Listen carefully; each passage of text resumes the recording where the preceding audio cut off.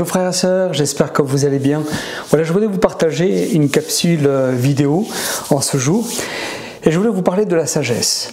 Je crois que c'est un sujet qui est très important. On va juste survoler très brièvement cette pensée, mais c'est un sujet qui est important, et moi je demande souvent au Seigneur de me donner de la sagesse, de l'intelligence, de la clairvoyance pour vraiment avoir une pensée comme la sienne, et on va y venir justement en introduisant ce texte de Jacques, chapitre 1er, verset 5. Il faut savoir qu'au chapitre 1er, il est dit dans tout ce chapitre 1er, il nous est parlé de l'épreuve, des souffrances, des difficultés. Et il dit dans ce texte quelque chose qui peut être surprenant, au verset 5, il dit « Si quelqu'un d'entre vous manque de sagesse, qu'il la demande à Dieu, qui donne à tout simplement et sans reproche, et lui sera donnée. » Dans ce verset, la racine du grec du mot sagesse, c'est largeur et plénitude de l'intelligence. Voilà, élargir l'espace de sa tente, ça vous rappelle quelque chose, mais en même temps la plénitude de l'intelligence, avoir une clairvoyance spirituelle, avoir des idées, une pensée que personne d'autre pourrait penser à part si ça vient du divin. Ça va tellement bien avec Exode chapitre 37 verset 31, ce que je viens de vous dire, que Moïse dit aux enfants d'Israël que l'Éternel a choisi Betsalel. Vous savez que l'Éternel a choisi Betsalel, et fils d'Uri, fils de Hur, de la tribu de Juda, et il est dit qu'il était rempli d'esprit de sagesse, d'intelligence et de compétences pour toutes sortes d'ouvrages.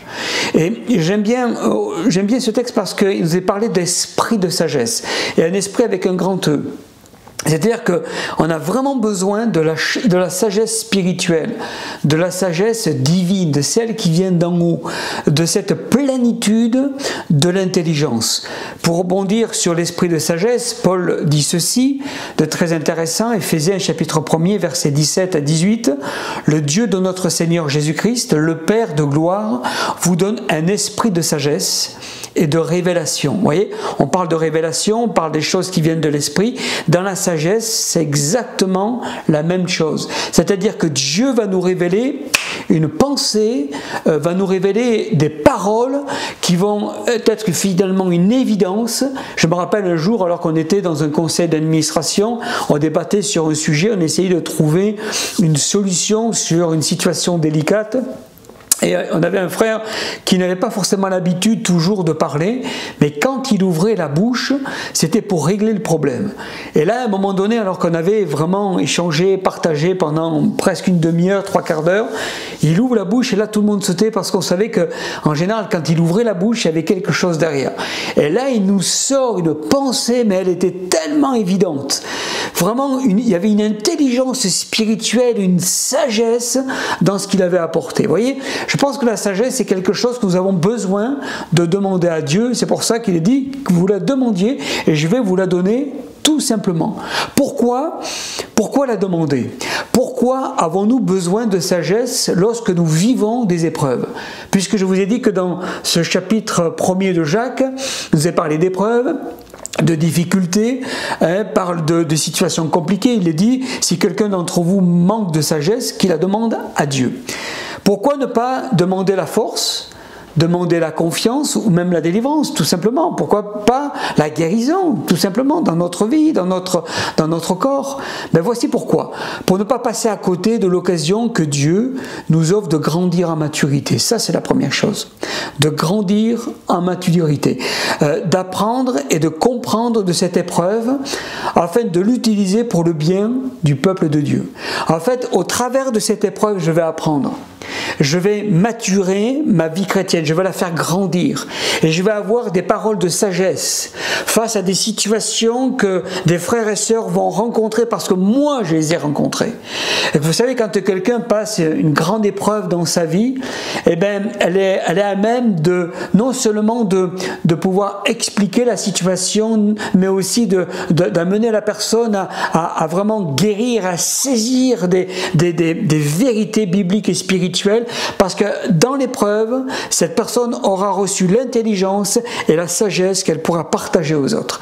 C'est-à-dire que d'une épreuve, on n'en sort jamais indemne. Il y a toujours quelque chose à apprendre, il y a toujours quelque chose de puissant qui va nous permettre d'être quelqu'un de différent. Il va y avoir un avant et un après au niveau spirituel. La racine du grec du mot sagesse, c'est que la sagesse de Dieu démontrée et l'exécution de ses conseils. Je répète, la racine du grec de sagesse, c'est la sagesse de Dieu démontrée et l'exécution de ses conseils. C'est-à-dire que c'est quelque chose qui est divin, qui est puissant, qui est très fort, et c'est l'exécution de ses conseils. C'est-à-dire qu'on reçoit, c'est ce que je viens de dire, quand on passe à l'épreuve, quand on passe des difficultés, on va tout simplement apporter des conseils qui ne sont pas de ce monde, des conseils qui sont divins, et on va y venir dans quelques instants avec le roi Salomon. Il donne la sagesse sans reproche. Ça, c'est formidable. Il donne la sagesse sans reproche. Je le répète, il est dit, il donne à tous simplement et sans reproche. Pourquoi sans reproche? Parce qu'en général, quand il y a un manque de sagesse, il y a des erreurs. On commet des erreurs quand il y a un manque de sagesse. On fait des bêtises, on fait des mauvais choix, on n'a pas suffisamment l'intelligence spirituelle, on dit des choses qu'on ne devrait pas dire, on parle parfois sans trop comprendre la situation, parfois on parle trop vite, on manque de sagesse. Et parfois ce manque de sagesse nous a mis dans des situations de porte-à-faux, nous a peut-être empêché de rentrer dans certains plans divins. En tout cas, on n'a pas forcément toujours accompli la volonté de Dieu. Et notre grand gentleman divin, c'est-à-dire notre Dieu, a cette délicatesse de ne pas nous faire ce reproche. Il aurait pu dire, tu as vu ce qui t'arrive? Ça, je te l'avais dit, c'est à cause de toi. Il ne nous reproche rien. Il nous donne tout simplement la sagesse et nous dit, vas-y. Vous savez, le fait de nous donner la sagesse nous montre qu'on ne l'avait pas. Et n'ayant pas cette sagesse, on a fait des erreurs. Et ça, c'est formidable venant de la part de Dieu. La sagesse est sœur de l'expérience et l'expérience est sœur de la maturité. Et c'est ce que je retrouve avec le roi Salomon. Vous savez que le roi de Salomon a demandé à Dieu de la sagesse. Il a été, je dirais, un homme extrêmement sage.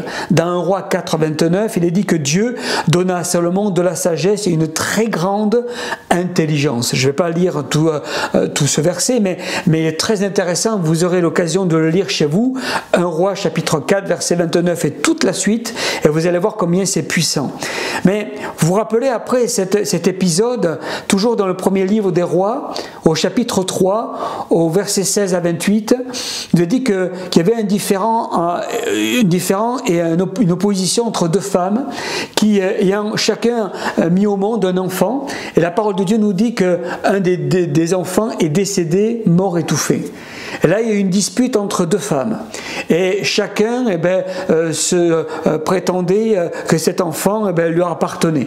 Et à un moment donné, Salomon a eu, comment dirais-je, une intelligence, une clairvoyance spirituelle.